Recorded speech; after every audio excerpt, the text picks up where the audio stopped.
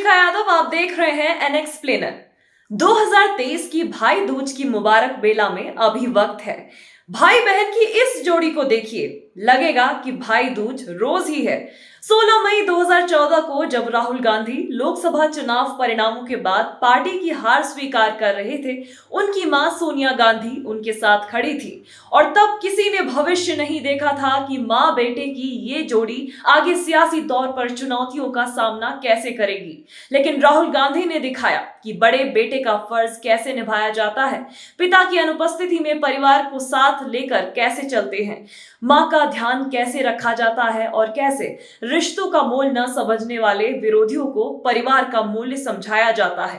प्रियंका गांधी ने दिखाया है कि नफरत के अंधड़ में जब भाई घिरा हो तो उसका साथ कैसे देना है। अभी तक मुझे सिर्फ एक बार प्रियंका गांधी बेबस दिखी थी, जब संसद सदस्यता खत्म होने के बाद राहुल गांधी प्रियंका गांधी के साथ वायनाड पहुंचे थे और प्रियंका गांधी ने उस रैली में कहा था कि मेरे भाई का परिवार नहीं है तो सारा सामान भी उन्हें पैक करना था। कुछ हमने मदद की, कुछ मेरे बच्चों ने की और हो गया। तब न जाने कितनी आंखों में आंसू उतर आए थे। 2014 के बाद बार बार अंधभक्त ये गाते रहते थे कि मोदी का तो परिवार ही नहीं है तो भ्रष्टाचार क्यों करेंगे, किसके लिए खाएंगे। और अब मोदी के मित्र अडानी ने 32,000 करोड़ का घोटाला कर डाला है।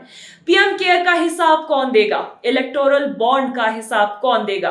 किसी भ्रष्टाचार पर कोई जवाबदेही नहीं है, कोई जिम्मेदारी नहीं है और ना कोई रिपोर्ट छपती है। संवैधानिक संस्थाओं को पंगु बना दिया गया है। हर आदमी जो सिस्टम में है उसे डरा के बंधक बना लिया गया है। लेकिन परिवार न होने के बावजूद नरेंद्र मोदी की सरकार में घोटाले हो रहे हैं और खूब हो रहे हैं। यही बात योगी के लिए भी कही जाती है, लेकिन यूपी कोई दूध का धुला नहीं है। न जाने अडानी किसके लिए खा रहे हैं। पूरा देश इसी रिटोरिक को दोहराता रहता था। आज भी बीजेपी परिवारवाद की बात करती है तो उसे अपना परिवार नहीं दिखता है। महाराष्ट्रीय चित्पावन ब्राह्मणों का परिवार नहीं दिखता है, ठाकुर और सिंह का परिवार नहीं दिखता है, राजे और सिंधिया का परिवार नहीं दिखता है। लेकिन उन्हें सिर्फ एक परिवार से डर लगता है। परिवार माँ, पिता और बहन भाई से ही बनता है। छोटा परिवार तो यही है। भारत में तो इसका दायरा काफी बड़ा होता है। नरेंद्र मोदी इस बात को कभी समझ नहीं पाए, शायद अब समझ रहे हो। ना समझ आया होगा तो इस वीडियो के बाद समझ आ जाएगा। जब राहुल गांधी कांग्रेस अध्यक्ष थे, प्रियंका गांधी राजनीति में महासचिव के तौर पर एंट्री लेती हैं और तब से अपने भाई के साथ हर मोर्चे पर खड़ी हैं।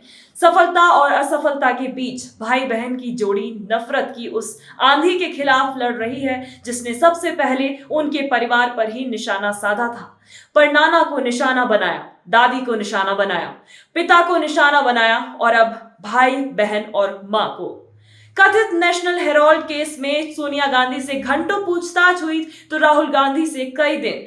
बीते 9 सालों में इस परिवार ने क्या क्या नहीं देखा है।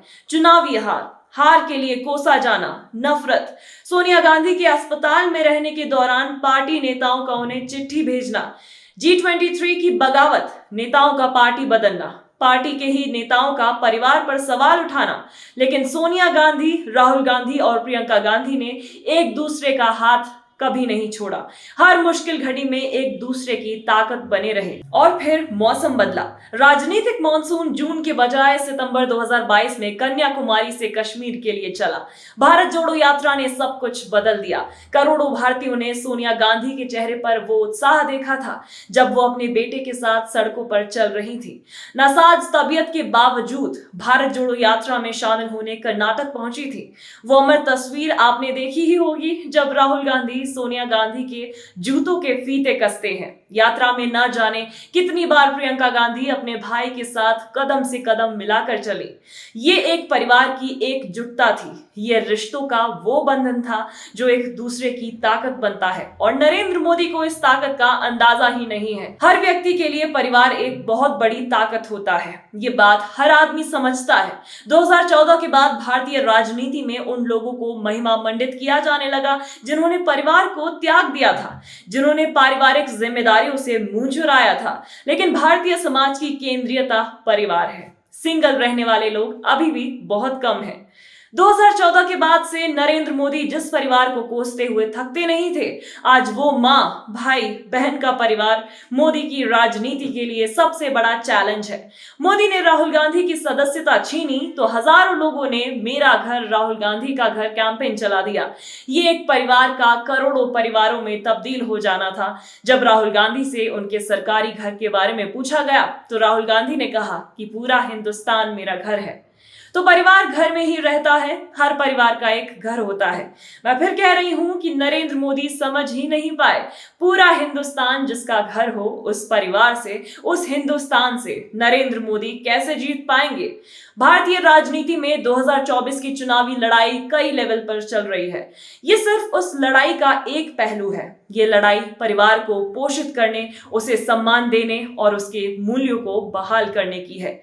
हिंदुस्तान रूपी इस परिवार से भाई बहन की ये जोड़ी नफरत के खिलाफ लड़ने निकली है और जिसके साथ नारी शक्ति होती है, विजय उसी की होती है। अब भी कुछ समझ ना आया हो तो नवरात्रि चल रहे हैं, महिषासुर मर्दिनी की गाथा फिर से पढ़ लेना। और हाँ, लंका कूच करने से पहले श्री राम ने भी शक्ति पूजा की थी। 2024 के चुनाव से जुड़ी खबरों के लिए हमारे चैनल को सब्सक्राइब करें, वीडियो को शेयर करें और अपनी प्रतिक्रियाओं से हमें अवगत कराएं। आप सबका शुक्रिया। नमस्कार।